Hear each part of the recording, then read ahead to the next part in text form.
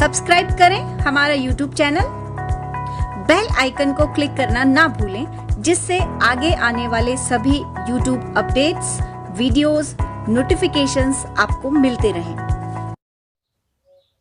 नमस्कार दोस्तों, आप सभी का चाणक्य अनअकैडमी के ऑनलाइन प्लेटफॉर्म पर हार्दिक स्वागत है। दोस्तों, आज हम पढ़ेंगे शिक्षा मनोविज्ञान के अंतर्गत टॉपिक हैं अधिगम अर्थात लर्निंग। तो आइए दोस्तों, आज की क्लास अपनी स्टार्ट करते हैं अधिगम टॉपिक के साथ। तो सबसे पहले मित्रों, ऊपर हेडिंग लगा लीजिए अपने रजिस्टर के अंदर अधिगम अर्थात लर्निंग। ठीक है, तो लर्निंग के अंतर्गत हम आज क्या क्या पढ़ेंगे, सबसे पहले मैं आपको सारणी बनाकर ये बता देता हूं कि हम मुख्य रूप से किन किन बिंदुओं को पढ़ेंगे। ठीक है, तो सबसे पहले हम पढ़ेंगे अधिगम का अर्थ। क्या पढ़ेंगे? अधिगम का अर्थ। ठीक है, दूसरे नंबर पर हम पढ़ेंगे अधिगम की परिभाषाएं।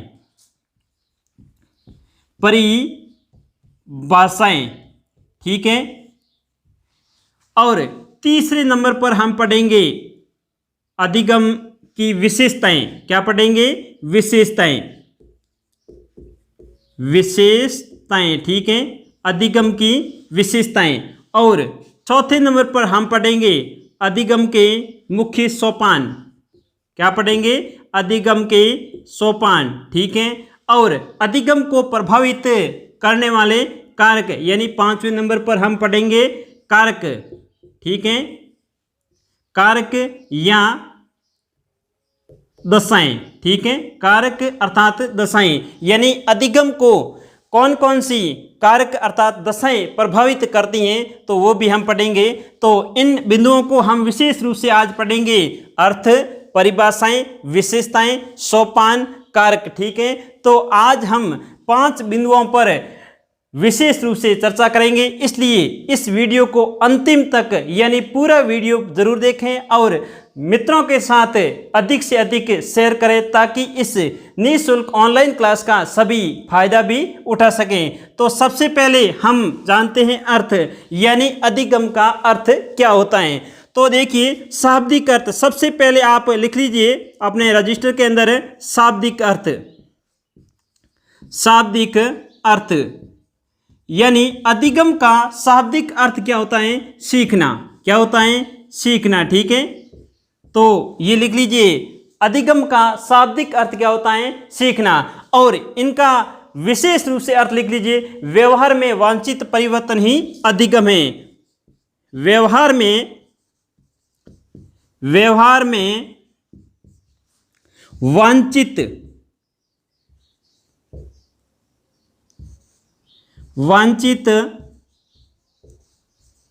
परिवर्तन ही अधिगम है। ठीक है, तो आपको अगर पूछे अधिगम का शाब्दिक अर्थ क्या होता है, तो आपको बताना है सीखना। और देखिए, विस्तार से अर्थ पूछे तो आपको बताना है व्यवहार में वांछित परिवर्तन ही अधिगम है। ठीक है, तो ये दोनों अर्थ आप विशेष रूप से ध्यान रखना। अब हम दूसरे नंबर पर पढ़ेंगे परिभाषाएं, यानी अधिगम की बहुत सारे विद्वानों ने अलग अलग परिभाषाएं दी हैं। तो सबसे पहले आप लिख लीजिए, यानी 2 नंबर पर हम पढ़ेंगे परिभाषाएं।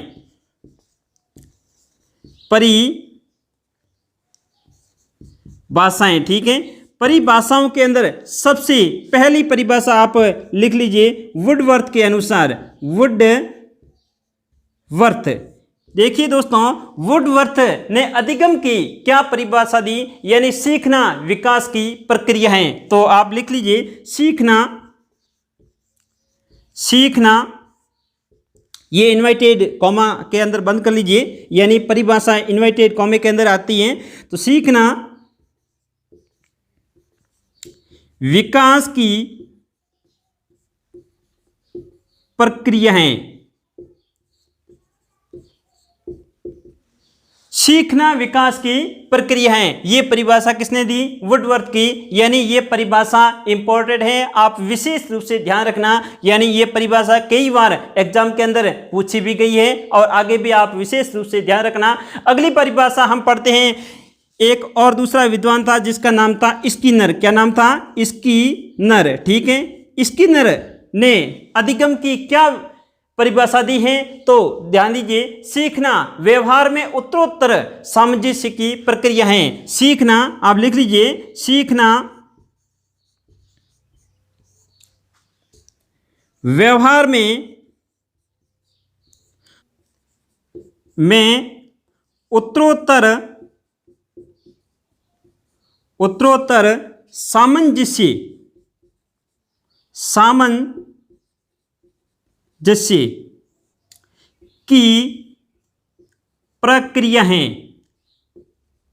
प्रक्रिया है। ठीक है, तो ये परिभाषा भी महत्वपूर्ण है। स्किनर की परिभाषा, सीखना व्यवहार में उत्तरोत्तर सामंजस्य की प्रक्रिया है। क्या है? सीखना व्यवहार में उत्तरोत्तर सामंजस्य की प्रक्रिया है। तो ये स्किनर की परिभाषा भी आप विशेष रूप से ध्यान रखना। अगली परिभाषा लिखिए, क्रो एंड क्रो के अनुसार। अगला विद्वान का नाम क्या नाम है?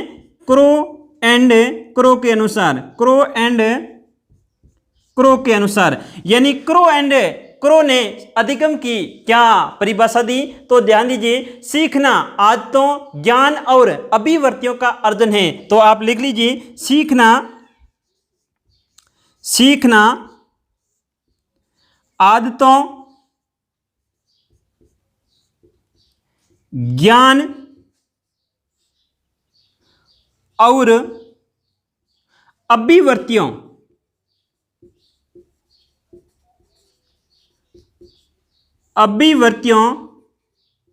का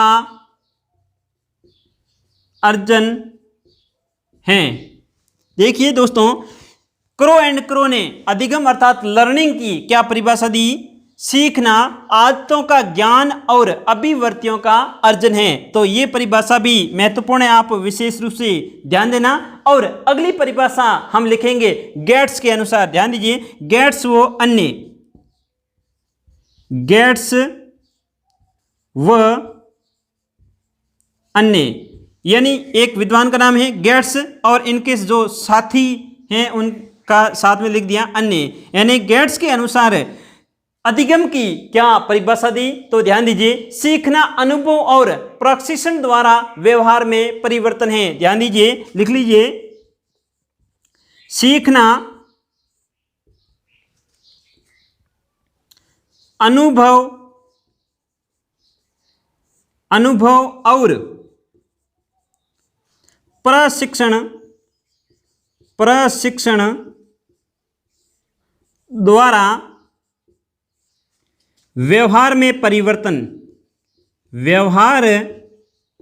में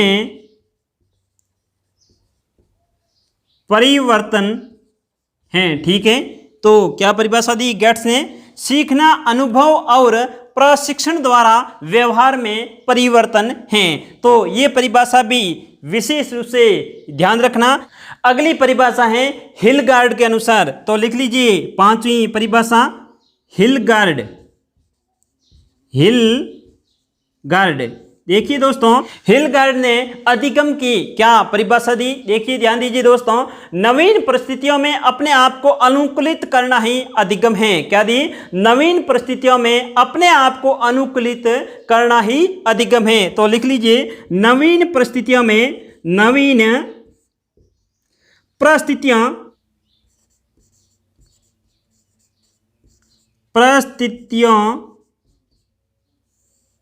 नवीन परिस्थितियों में अपने आप को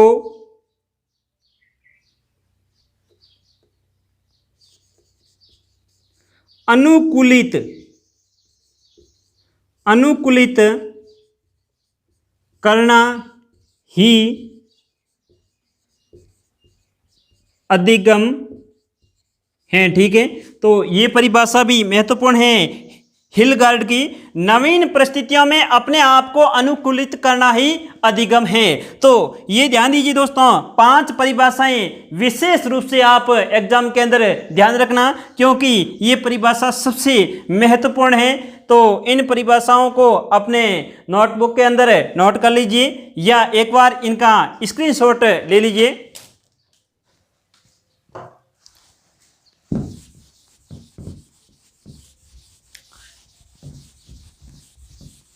अगला हम पढ़ेंगे अधिगम की विशेषताएं। हेडिंग लगा लीजिए, अधिगम की विशेषताएं।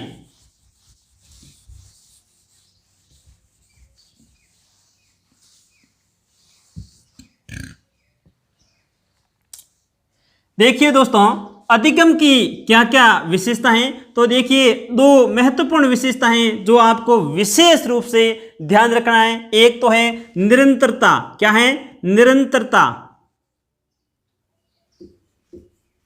निरंतरता यानी अधिगम निरंतर चलता रहता है, जन्म से लेके मृत्यु तक, अर्थात जन्म से लेके वृद्धावस्था तक सीखना चलता रहता है। यानी अपन किसी भी परिस्थिति से सीखते रहते हैं, या देखकर, सुनकर, सककर, यानी कैसे भी अपन जिंदगी भर सीखते रहते हैं। तो क्या है? सीखना क्या है? एक निरंतर प्रक्रिया है। इसका आप विशेष रूप से ध्यान रखना।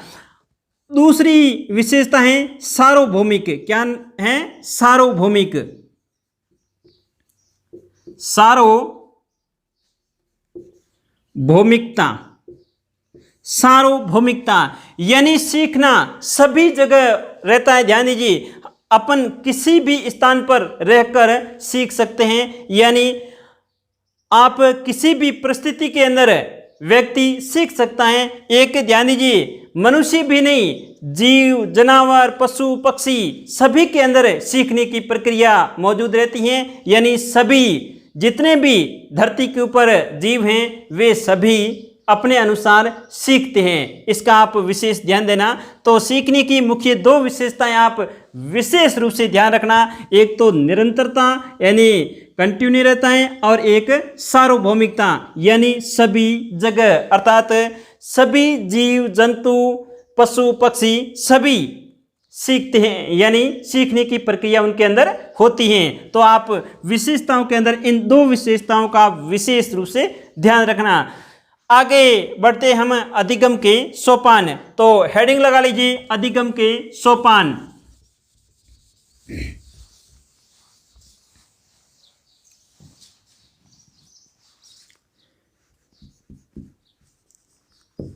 अधिगम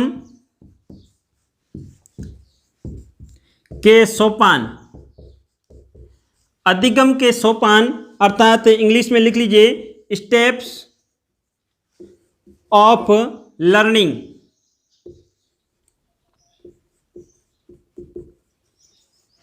स्टेप्स ऑफ लर्निंग यानी अधिगम के सोपान। ध्यान दीजिए दोस्तों, अधिगम के सोपान मुख्य रूप से 8 बताए गए हैं मनोवैज्ञानिकों के अनुसार। तो सबसे पहले आप 1 नंबर पर लिख लीजिए आवश्यकता। क्या है? आवश्यकता। आवश्यकता। आवश्यकता अर्थात अभिप्रेरणा। क्या? अभिप्रेरणा, मोटिवेशन, अभिप्रेरणा। ध्यान दीजिए, आवश्यकता, अभिप्रेरणा, और या इसके कोष्टक में यहाँ लिख लीजिए प्रेरक। इंग्लिश में लिखना चाहे तो आप लिख लीजिए नीड्स। इंग्लिश का आप विशेष रूप से ध्यान रखना, एक ही शब्द है नीड्स, और इनका विशेष रूप से ध्यान रखना आवश्यकता, अभिप्रेरणा, प्रेरक। ठीक है, तो पहला सोपान विशेष रूप से आप ध्यान रखना। और दूसरा भी आप लिख लीजिए लक्ष्य अर्थात उद्देश्य।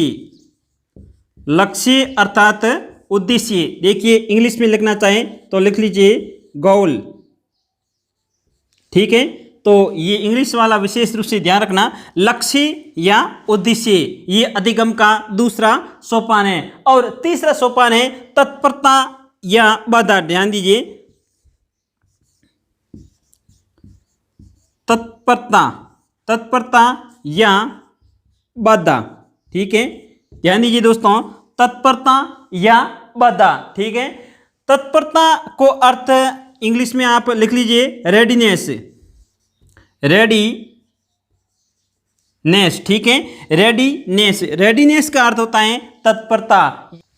और बाधा का अर्थ क्या होता है, आप लिख लीजिए बैरियर, बैरियर। ठीक है, बैरियर। इंग्लिश के शब्दों का आप विशेष रूप से ध्यान रखना। तत्परता और बाधा ये सीखने का तीसरा सोपान है। और चौथा आप लिख लीजिए, चौथे नंबर पर क्या लिखोगे, अधिगम की स्थिति, अधिगम की स्थिति, अधिगम की स्थिति। ध्यान दीजिए, अधिगम की स्थिति अर्थात वातावरण, वातावरण। देखिए दोस्तों, अधिगम की स्थिति ये अधिगम का चौथा सोपान है। अधिगम की स्थिति यानी स्थिति कैसी है अर्थात वातावरण कैसा है। तो आप यहां इंग्लिश में लिख लीजिए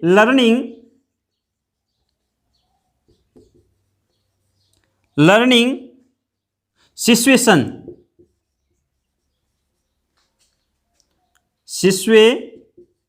ठीक है। तो इंग्लिश के शब्दों का आप विशेष रूप से ध्यान रखना। और पांचवां सोपान आप लिख लीजिए अनुक्रिया। क्या है, अनुक्रिया, अनुक्रिया। देखिए दोस्तों, अनुक्रिया को इंग्लिश में क्या कहते हैं, इंटरेक्शन। ध्यान दीजिए, इंटरएक्शन, इंग्लिश में लिख लीजिए इंटर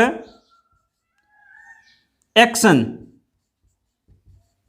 ठीक है, इंटरएक्शन। ध्यान दीजिए, इंटरएक्शन अनुक्रिया को इंग्लिश में कहते हैं। तो ये पांचवा सोपान हो गया। और छठा सोपान अधिगम का क्या है, तो आपको बताना है समायोजन। ध्यान दीजिए, समायोजन, समायोजन यानी एडजस्टमेंट। तो आप लिख लीजिए एडजस्टमेंट।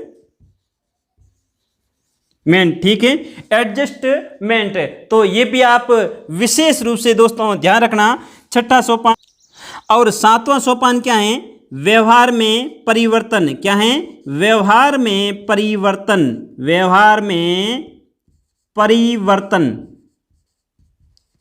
व्यवहार में परिवर्तन अर्थात चेंज। देखिए परिणाम, इसको परिणाम भी लिख सकते हैं, परिणाम अर्थात चेंज में आप लिख लीजिए चेंज। ठीक है, तो ये इंग्लिश वाले शब्द आप विशेष रूप से ध्यान रखना, व्यवहार में परिवर्तन अर्थात परिणाम।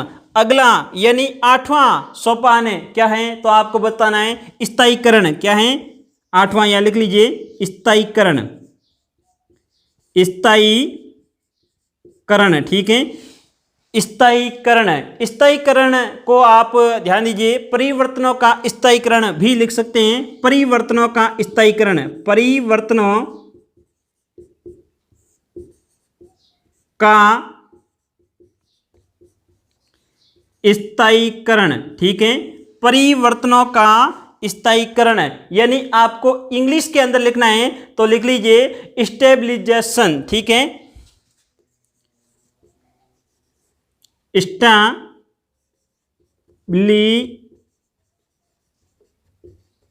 ठीक है, तो इंग्लिश का आप विशेष रूप से ध्यान रखना, स्थायीकरण यानी परिवर्तनों का स्थायीकरण है, स्टेबलाइजेशन। ठीक है, तो आप ये भी विशेष रूप से ध्यान रखना। तो ये हो गए अधिगम के सोपान। अधिगम के सोपान कितने होते हैं, तो 8। ठीक है, तो आपको कितना बताना है, 8। ठीक है, और ध्यान दीजिए कौन कौन से, तो पहला है आवश्यकता, अभिप्रेरणा, प्रेरक यानी नीड्स। ठीक है, और दूसरा है लक्ष्य अर्थात उद्देश्य। ठीक है, गोल। ठीक है, और तीसरा सोपान है तत्परता या बाधा। ठीक है, इसको रेडीनेस या बैरियर भी कहते हैं, इसका भी विशेष ध्यान देना।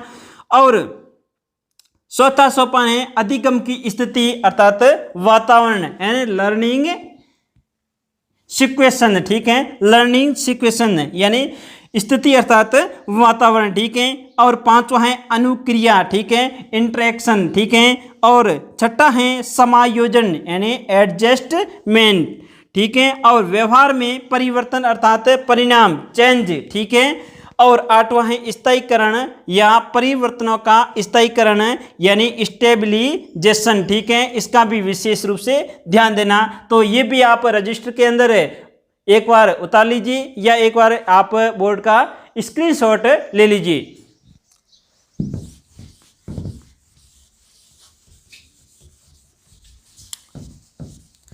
अगली हेडिंग लगा लीजिए, सीखने को प्रभावित करने वाले कारक या दशाएं, ठीक है। क्या लिखोगे? सीखने को प्रभावित करने वाले कारक या दशाएं। हेडिंग लगा लीजिए, सीखने को प्रभावित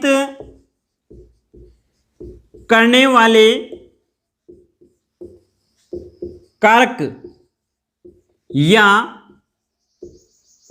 दशाएं, ठीक है।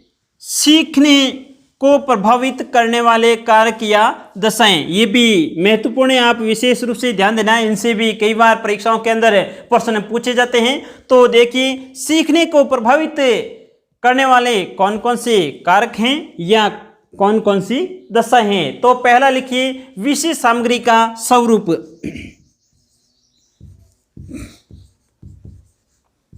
विषय सामग्री का स्वरूप। विषय सामग्री यानी सब्जेक्ट आप जो बच्चे को दिया जा रहा है वो किस प्रकार का है, यानी उनका स्वरूप कैसा है।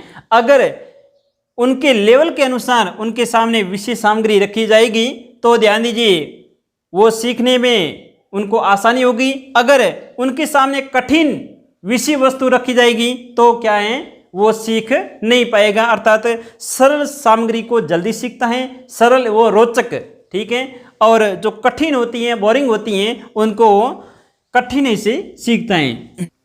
और 2 नंबर पर आप लिख लीजिए, बालक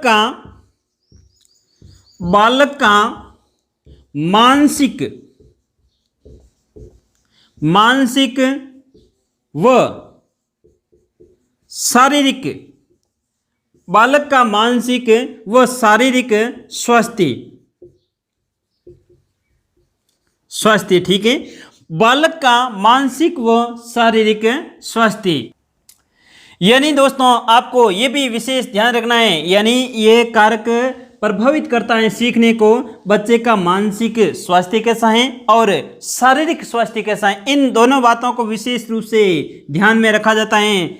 यानी सीखने को ये प्रभावित करते हैं बच्चे का मानसिक स्वास्थ्य। अगर मानसिक रूप से बच्चा स्वस्थ है तो वो उनकी सीखने की गति क्या होगी, तीव्र होती है अर्थात तेज होती हैं। और शारीरिक रूप से भी अगर बच्चा स्वस्थ है तो उनकी सीखने की प्रक्रिया तेज होती हैं। इसका भी विशेष ध्यान देना। यानी मानसिक और शारीरिक रूप से अगर बच्चा कमजोर है तो उनको क्या है, सीखने में परेशानी होगी। तो इसका भी आप विशेष ध्यान देना। अगला है परिपक्वता। तीसरा लिख लीजिए, परिपक्वता।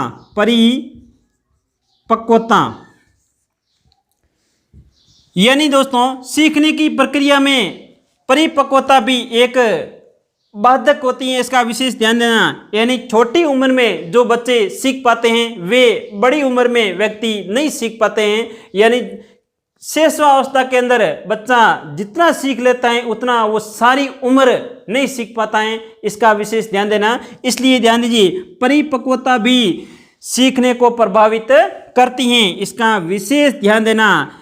अगला आप लिख लीजिए, सीखने का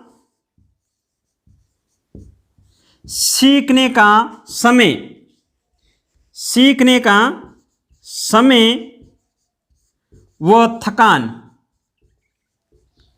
सीखने का समय, देखिए सीखने का भी समय होता है, ऐसा नहीं है कि सीखने का समय नहीं होता है। देखिए आप अगर सुबह जल्दी उठकर कोई भी चीज़ याद करते हैं तो वो आपको याद भी जल्दी होती हैं और याद वो ज़्यादा समय तक रहती हैं, इसका भी विशेष ध्यान देना। और आप अगर रात को देर तक जाकर पढ़ते हैं तो वो याद कम होता है और वो कम समय के लिए याद होता है, इसका विशेष ध्यान देना। यानी समय भी सीखने के अंदर महत्वपूर्ण है, इसका भी विशेष ध्यान देना। यानी समय प्रभावित करता है सीखने को।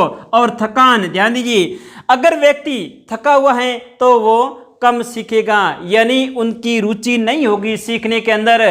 व्यक्ति थका हुआ है और उनको आप कहोगे कि ये पाठ या ये टॉपिक याद कर, तो वो याद नहीं कर पाएगा, इसका विशेष ध्यान देना। यानी सीखने के लिए वो मानसिक और शारीरिक रूप से तरोताज़ा भी होना चाहिए। इसलिए ध्यान दीजिए, सुबह का समय सीखने के लिए सबसे बेटर होता है, यानी ब्रह्म मुहूर्त कहते हैं। वो ब्रह्म मुहूर्त इसीलिए कहते हैं क्योंकि सीखने की प्रक्रिया उसके अंदर सबसे तेज होती है, इसका विशेष ध्यान देना। और अगला है पांचवा, सीखने की इच्छा। पांचवा लिख लीजिए, सीखने की इच्छा। सीखने की इच्छा, ठीक है।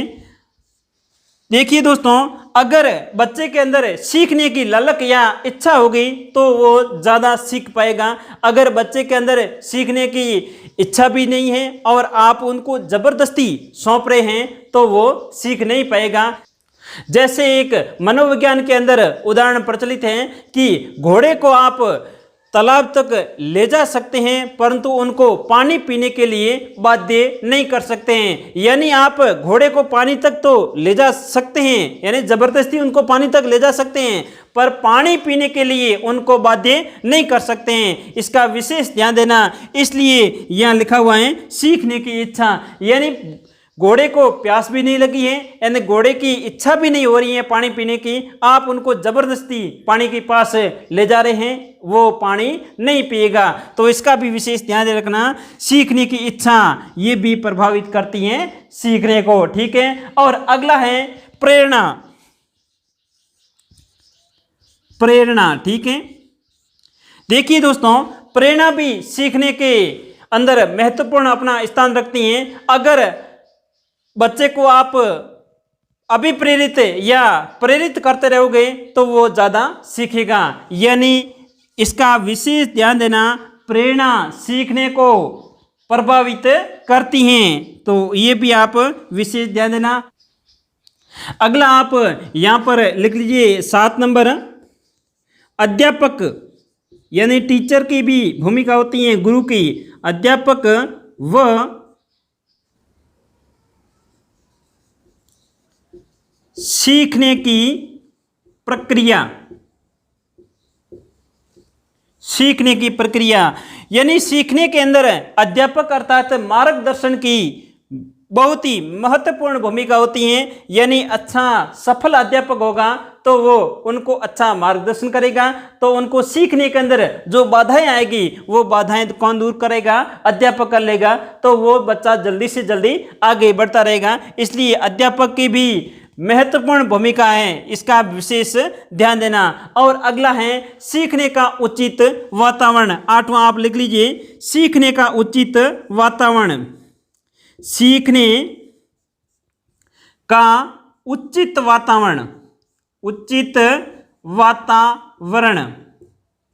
देखिए दोस्तों, सीखने का उचित वातावरण यानी वातावरण भी सीखने को क्या करता है, प्रभावित करता है। तो अगर आप अच्छे वातावरण में रहते हो तो आप अधिक सीखोगे, और खराब वातावरण के अंदर यानी शोरगुल वातावरण के अंदर आप रहते हैं तो आप सीखोगे नहीं, अर्थात वो सीखने को प्रभावित करेगा। इसका विशेष ध्यान देना। वातावरण का विशेष रोल होता है सीखने के अंदर, आप विशेष रूप से ध्यान देना दोस्तों, यानी सीखने का उचित वातावरण, ठीक है। और अगला आप लिख लीजिए सीखने की विधि, यानी 9 पर आप लिख लीजिए सीखने की विधि। सीखने की विधि यानी मेथड। मनोविज्ञान के अंदर बहुत सारे सीखने की विधियां दी गई हैं, तो इसका विशेष ध्यान देना। आप अगर एक ही विधि से यानी प्राचीन समय जो व्याख्यान विधि चलती आ रही है उस विधि से बच्चे को अगर पढ़ाओगे तो वो ज़्यादातर उनका क्या है, अगर आप बच्चे के ऊपर आप भाषण लगातार देते रहोगे तो वो सभी ज्ञान बच्चे के ऊपर से चला जाएगा। इसलिए विभिन्न प्रकार की विधियों को भी अपनाना जरूरी है। यानी आप मनोवैज्ञानिक विधियों को अपना के बच्चे को शिक्षण कार्य करवाओगे तो क्या होगा, वो अधिक सीखेगा और वो लंबे समय तक उनके दिमाग में भी रहेगा। इसका भी विशेष ध्यान देना। यानी सीखने की विधि भी प्रभावित करती हैं। और अगला है संपूर्ण परिस्थिति, यानी जो ये सभी परिस्थितियां ऊपर मैंने लिखी हैं, संपूर्ण परिस्थिति, संपूर्ण परिस्थिति, ठीक है, संपूर्ण परिस्थिति, यानी ये जो मैंने परिस्थितियां बताई हैं वो विद्यालय के अंदर पूरी परिस्थितियां उपलब्ध होगी तभी बच्चा अधिक से अधिक सीख पाएगा। तो इसका भी विशेष ध्यान देना। संपूर्ण परिस्थितियों का भी होना अति आवश्यक है। यानी अच्छी परिस्थितियां होगी बच्चे के सामने तो वो अच्छा सीखेगा, अगर खराब परिस्थितियां होगी तो वो बच्चा सीख नहीं पाएगा, अर्थात उनकी सीखने की प्रक्रिया क्या होगी, प्रभावित होगी। तो ये आपने पढ़ लिए सीखने को प्रभावित करने वाले कारक या दशाएं, ठीक है। तो एक बार फिर मैं आपके सामने रिवीजन करा देता हूं। सीखने के कारक या दशाएं कौन कौन सी हैं। पहला है विषय सामग्री का स्वरूप, ठीक है, और दूसरा है बालक का मानसिक व शारीरिक स्वास्थ्य, ठीक है, और तीसरा है परिपक्वता, और चौथा है सीखने का समय व थकान, ठीक है, और पांचवा है सीखने की इच्छा, ठीक है, और छठा है प्रेरणा, और सातवां है अध्यापक व सीखने की प्रक्रिया, ठीक है, और आठवां है सीखने का उचित वातावरण, और नौवां है सीखने की विधि, और 10वां है संपूर्ण परिस्थिति। तो आपको ये अधिगम टॉपिक आज मैंने पढ़ाया है वो आपको अच्छे से समझ में आ गया होगा, मुझे पूर्ण विश्वास है। अगला हम पढ़ेंगे विभिन्न जो प्रयोग किए गए हैं अधिगम के ऊपर, वो हम विस्तार से आगे पढ़ेंगे। तो अगले वीडियो का भी आप इंतजार कीजिए। तब तक दोस्तों धन्यवाद, नमस्कार। अब हम मिलेंगे अगले वीडियो के अंदर।